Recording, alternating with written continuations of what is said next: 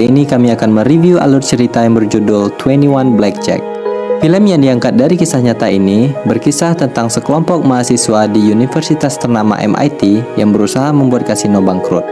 Kelompok ini memiliki rumus matematika dalam memenangkan setiap permainan blackjack-nya. Hal tersebut membuat mereka mendapatkan ratusan dolar dalam setiap permainan. Wow. Seperti biasa guys, jangan lupa pasang earphone, kunci pintu kamar, ambil tisu, tidak, jauhi keramaian dan perhatikan baik-baik. Dan ini dia film 21 Blackjack tahun 2008.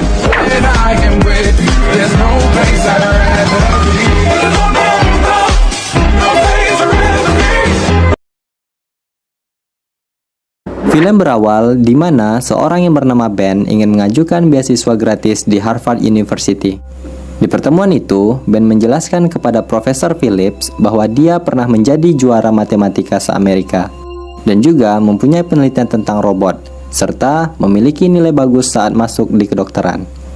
Namun di sini hanya satu saja yang akan menerima beasiswa itu. Sedangkan di saat ini ada 76 orang yang mendaftar dan memiliki nilai yang bagus seperti Ben. Dengan kata lain, beasiswa itu bukan dilihat dari yang paling cerdas dan pintar saja, tapi siapakah yang paling spesial di antara mereka. Semenjak ditinggal ayahnya, masalah perekonomianlah yang membuat ia mengurungkan niat masuk ke Harvard University dan lebih memilih untuk kuliah di MIT. Di setiap harinya, ia banyak meluangkan waktu untuk bekerja dan menyelesaikan proyek robot bersama teman-temannya. Ben dan teman-temannya adalah mahasiswa yang terbilang lugu dan cupu. Mereka sering menghabiskan waktu bersama dan berdiskusi mengenai proyek robot mereka yang akan diperlombakan nantinya. Dan tak jarang, di berbagai kesempatan, Ben pun merasa iri ketika melihat teman-teman lainnya yang terlihat bahagia, seolah tak memiliki beban dan hutang dalam hidupnya. Hari-hari biasanya, Ben lanjutkan dengan berkuliah seperti teman-teman lainnya. Karena sejatinya Ben ini adalah mahasiswa yang paling pintar, tak jarang ia mendapatkan perhatian dari beberapa dosen saat di kelasnya, termasuk Mikey, yang saat itu mengajar dan merasa terpukau dengan kepintaran Ben yang dapat menjawab pertanyaannya. Suatu malam, saat Ben asik mengerjakan tugas, tiba-tiba datang seorang mahasiswa dan mengajaknya ke suatu ruangan. Kemudian di sana, Ben bertemu dengan beberapa mahasiswa lainnya. Mereka adalah Fisher, Choi, Kiana, dan Jill. Bahkan, di sana ia bertemu dengan dosennya yaitu Mikey tadi. Mikey sangat terkesan dengan kecerdasan Ben yang selalu ia berikan saat Mikey mengajar.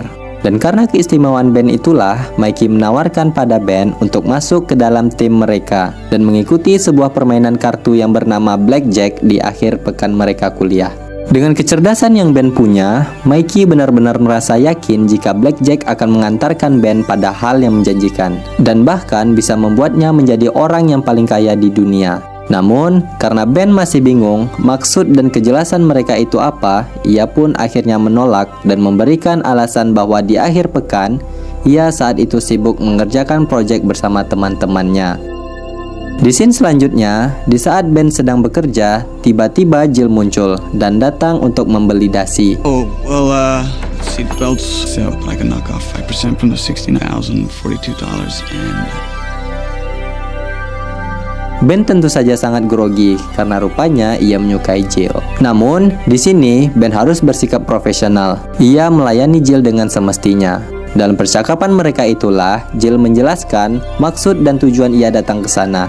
Yang ternyata ia membujuk Ben untuk masuk ke tim Blackjack dan ikut bersama mereka ke Las Vegas. Dan sebelum pulang, Jill pun kembali meyakinkan jika Ben bisa ikut bersama mereka ke Las Vegas, maka Ben menjadi apapun yang ia inginkan. Singkat cerita, tampak Mikey sedang mengajarkan seputar permainan blackjack kepada beberapa mahasiswa di sana. Sayangnya, dari semua yang ada, tidak satu pun yang dapat menjawab pertanyaan Mikey. What's count? +9. No. +11. No. Sampai pada akhirnya, satu suara yang menjawab dengan sangat tepat. +13. Count. +13. Ternyata itu adalah Ben yang memutuskan untuk ikut dan bergabung bersama mereka. Sejak hari pertama bergabung, Ben pun mulai belajar dan menguasai permainan blackjack bersama rekan setimnya. Dari jam istirahat dan jam kelas, Ben pun tak pernah lepas mempelajari dan menghafal setiap kartu blackjack.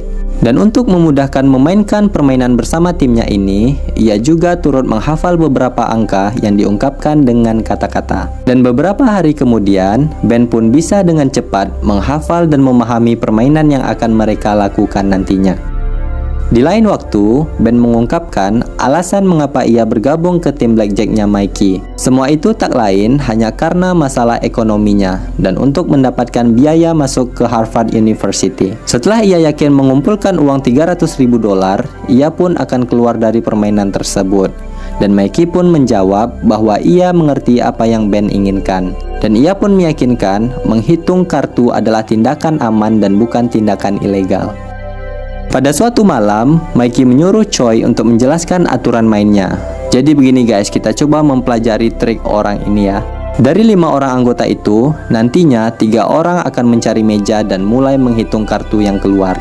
Setelah semuanya terhitung, 1 orang akan masuk ke meja blackjack tersebut dan membuat taruhan yang besar. Setelah menang di meja yang satunya, nantinya dia akan pindah ke meja lainnya yang telah dihitung kartu-kartunya. Sehingga dengan sistem random tersebut, mereka nantinya tidak akan ketahuan. Namun, ketika seseorang salah menghitung kartu atau ada kondisi darurat lainnya, seseorang akan memberi tanda untuk keluar dari meja itu. Singkat cerita, tibalah mereka di akhir pekan.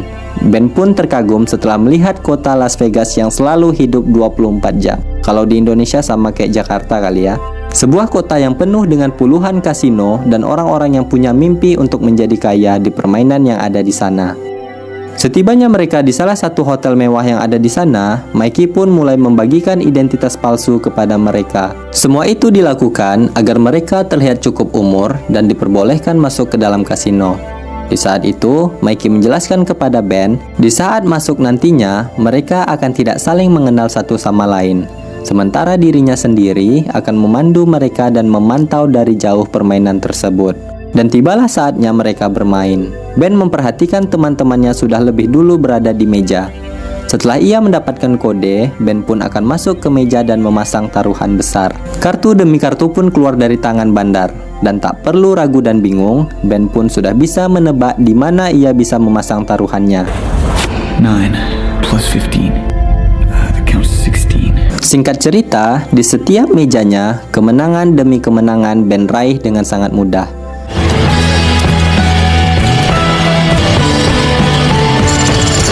Dan saat pagi datang, Ben pun keluar dengan kemenangan yang cukup banyak.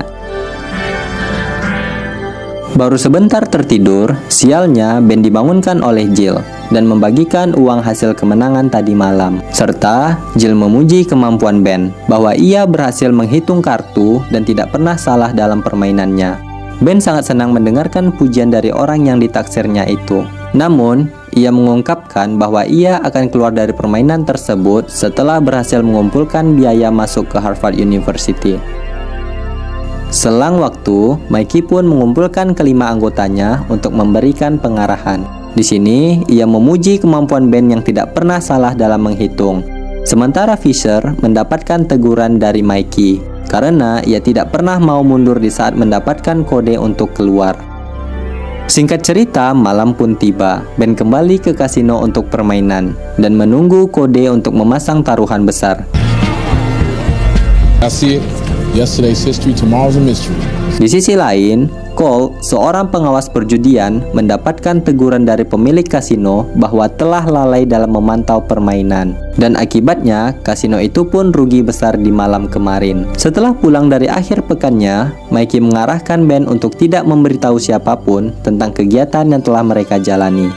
Bahkan, ia juga merahasiakan semua itu pada ibunya. Di saat itu, ibunya memberikan uang tabungannya untuk menambah biaya kuliah masuk ke Harvard University. Namun, Ben menolak uang tersebut dan mengatakan bahwa ia telah mendapatkan beasiswa kuliah gratis. Mendengar hal itu, tentu saja ibunya sangat bangga. Walau di dalam diri Ben, ia merasa sedikit tak tega. Tetapi, ia kini mendapatkan uang dengan mudah. Ia berharap uang tabungan ibunya digunakan untuk dirinya sendiri. Begitu juga terhadap teman-temannya.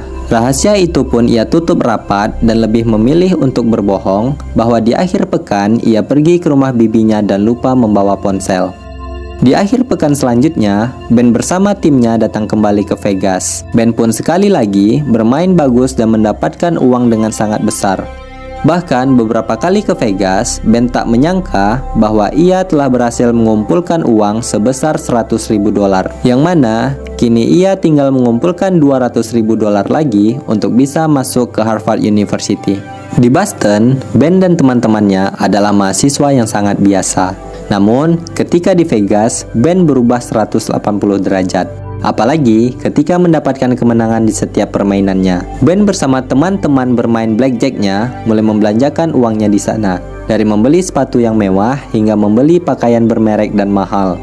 Dan tidak hanya itu saja, mereka menikmati kota Vegas sambil pesta kecil-kecilan di dalam mobil mewah yang mereka sewa. Di sisi lain, kemenangan Ben dan teman-teman yang beruntun itu mulai dicurigai oleh Colt. Ia pun mencurigai Ben bahwa ia telah menghitung kartu di setiap meja. Dan si pemilik kasino pun meyakini bahwa Ben tidak sendiri bekerja dan ada orang yang membantu di belakangnya. Dan ketika minggu depan Ben datang untuk bermain lagi, si penjaga itu mulai memfokuskan CCTV ke meja yang Ben mainkan.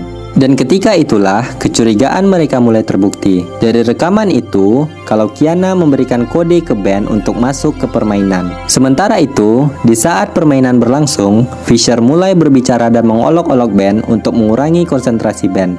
Rupanya, Fisher melakukan hal itu karena teguran Mickey kemarin, yang membuat ia merasa kesal dan tersaingi ke Ben. Akhirnya, keributan pun terjadi di sana. His brother from another mother.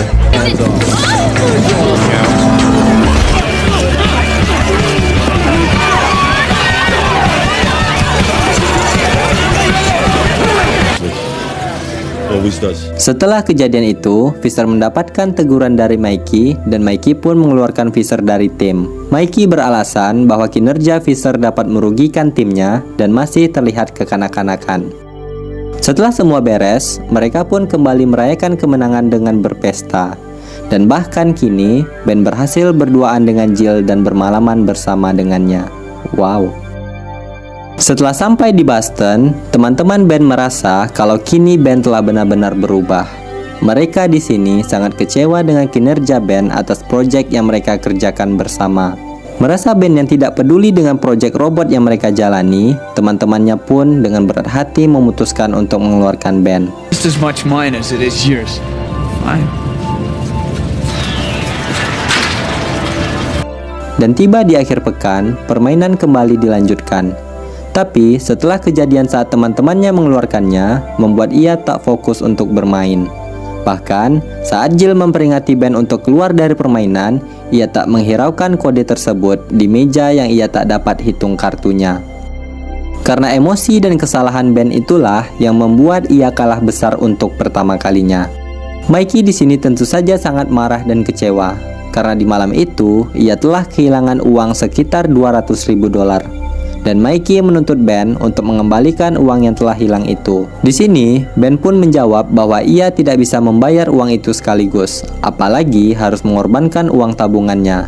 Namun, Mikey pun tetap kekeh dan menyuruh Ben harus membayar uang atas kekalahan di malam itu.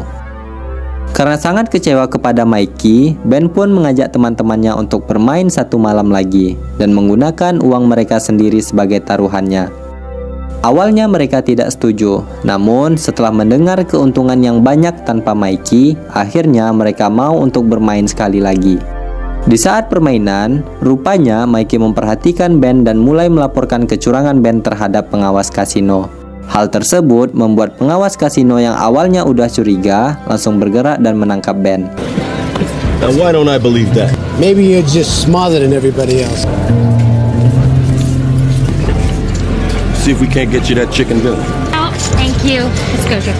Di saat itu, Ben dibawa ke sebuah ruangan dan dipukul habis-habisan oleh pengawas tersebut.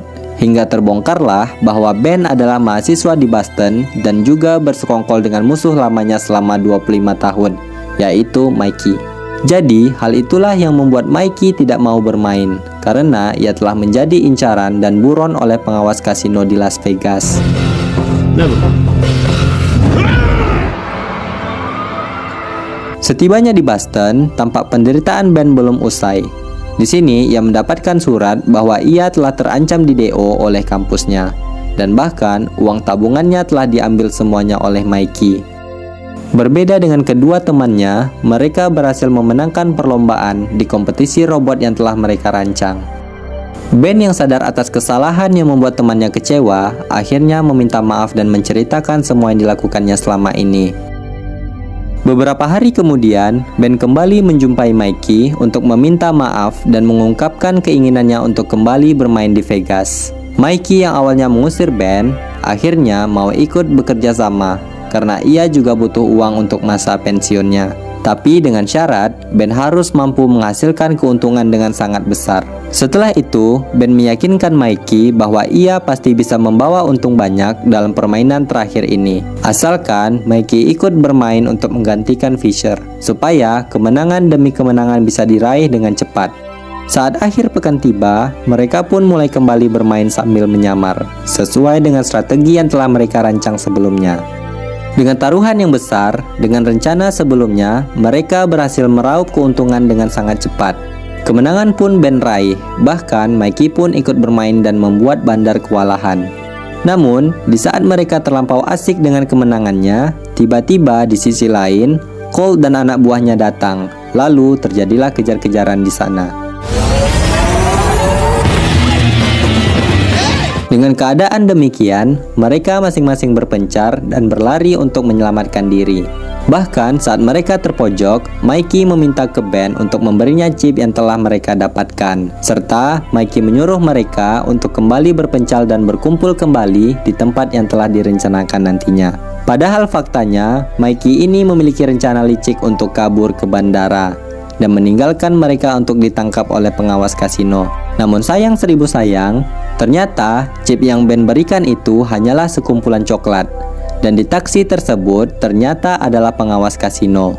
Faktanya, semua ini berawal saat Ben diinterogasi oleh pengawas itu sebelumnya, yaitu Colt. Di mana Colt menyuruh Ben untuk bisa membawa Mikey kembali ke Vegas dengan balasan semua masalah Ben akan selesai. Nah, di sini sebelumnya Ben telah menyiapkan sekumpulan coklat untuk ditukarkan dengan chip yang mereka dapatkan. Di mana saat pengejaran anak buah Colt, di saat itulah mereka menukarkan chip tersebut dengan coklat tadi. Namun sayangnya, di saat Ben dan Jill pulang, di sana tampak Colt meminta chip tersebut untuk jaminan masa pensiunnya. Saat itu, ia mengancam akan menembak Ben jika ia menolak. Dengan bujukan Jill, akhirnya Ben memberikan chip tersebut kepada Colt. Di sini, Colt mempersilahkan ia untuk bermain di kasino semaunya, sebab Colt tidak akan mengawasinya dan akan segera pensiun. Setelah itu, mereka kembali bermain, dan ternyata dua teman proyek robotnya Ben ikut untuk mendapatkan keuntungan yang lebih. Setelah banyak kemenangan, mereka pun pulang dan membawa banyak uang. Di sisi lain, akhirnya Colt berhasil menangkap Mikey yang selama ini telah menghilang dan banyak merugikan bandar. Saat di Harvard, ia menceritakan pengalamannya itu kepada Profesor Phillips yang menurutnya kisah tersebut adalah yang paling spesial dengan penerima beasiswa lainnya. Dan menurut kalian nih guys, apakah Ben bisa menerima beasiswa tersebut? Kalau menurut saya sih tidak, sebab dengan itu Ben sudah banyak menghasilkan uang dan bisa membayar uang kuliahnya untuk masuk di Harvard. Pesan yang dapat kita ambil dari kisah nyata ini adalah tetap rendah hati atas keistimewaan yang kita punya dan berbeda dari orang lain. Kita harus bisa memanfaatkan situasi dan apalagi bisa meredakan emosi pada saat masalah menghampiri. Dan ingat bahwa judi tidak akan pernah membuatmu kaya, seperti kata Rhoma Irama. Judi menjanjikan kekayaan bohong. Yang ada, kepintaranmu lah yang membuatmu sukses. Orang yang benar-benar pintar tidak pernah mau mengakui kepintarannya. Ia bahkan malah belajar terus-menerus sehingga dia menjadi lebih baik. Seperti ilmu padi, semakin tua semakin merunduk. Terima kasih telah menikmati video kami. Sekian dari kami dan terima kasih.